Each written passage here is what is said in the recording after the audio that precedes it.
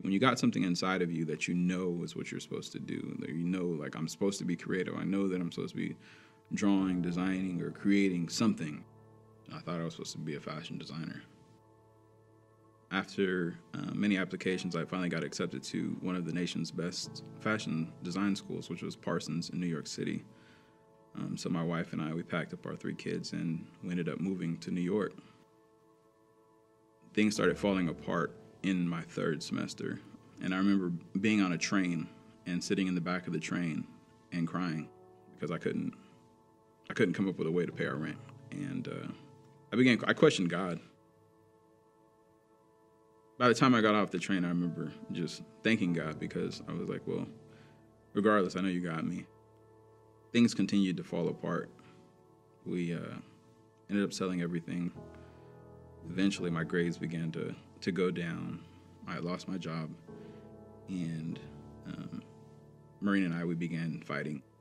So what we decided, what was best, was to save all of our money and then move Marina and our 3 kids back here to Lawton. And they stayed with some friends of ours.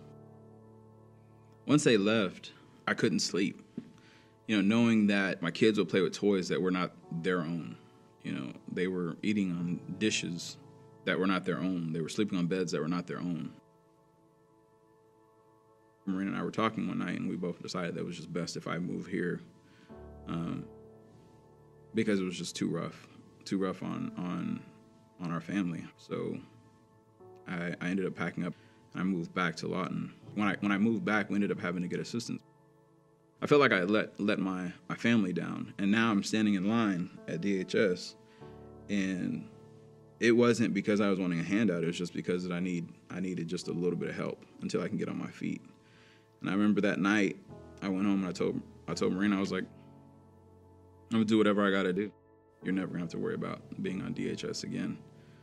And so 89 days after I had moved back from New York, I actually got hired on full-time to Goodyear. I went in before work to exercise.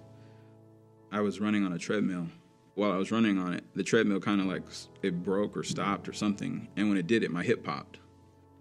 And I felt the sharp pain. When I got the news from the doctor when he said your hip is gonna have to be replaced, I was like, well, how bad is it gonna be? And he was like, well, it's possible because of your size that you might not come back after we put you under.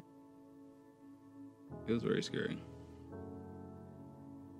I didn't want my kids to grow up without me.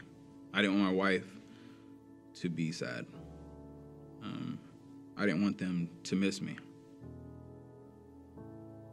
When I moved back from New York, I didn't want anything to do with art.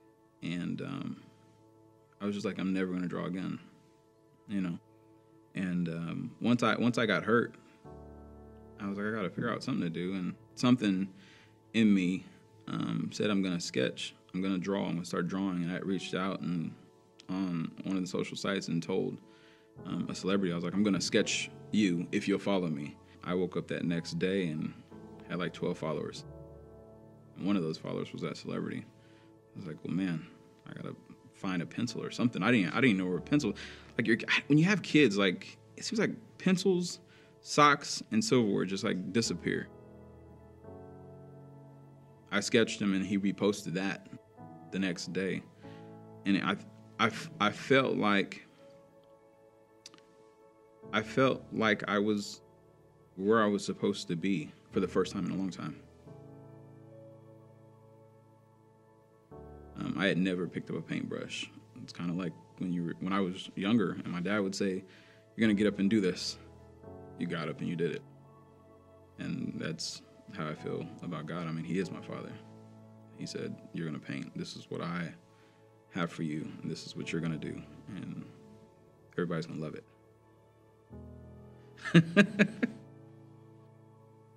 I painted my first picture in June of 2012. My daughter is the only person that likes it on the whole earth, I think. And it's hanging in her room. I remember like my third or fourth painting was a portrait of Marina. It was my first time doing a portrait. And I was a little nervous This is my wife. I was like, if I don't do this right, I'm going to be the doghouse. And so I did it, and I really liked it. And after I posted that, I got a really good response off of my social sites. 5 days after I had my hip replacement surgery, Marina would help me up, and I had a walker. I took my walker into the bathroom.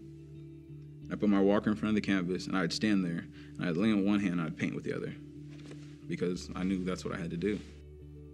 I've always given God, the praise and the glory and the credit for things that I do when I can't explain it. Like I can't explain how in less than a year I've got paintings all over the world. Professional athletes and celebrities and business owners, a prince in Dubai. It's got to be God, and it's something that he put in you, and he's pulling it out of me. Every day that I get in front of that canvas or that blank sheet of paper, he's pulling it out of me.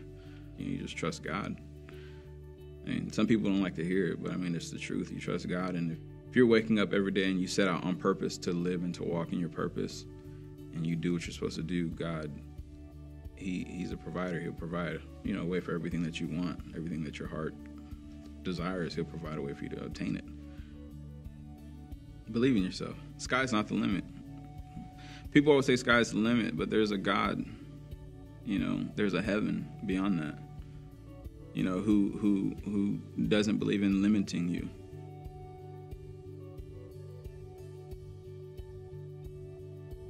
I'm Robert Peterson, and I am fulfilling my destiny.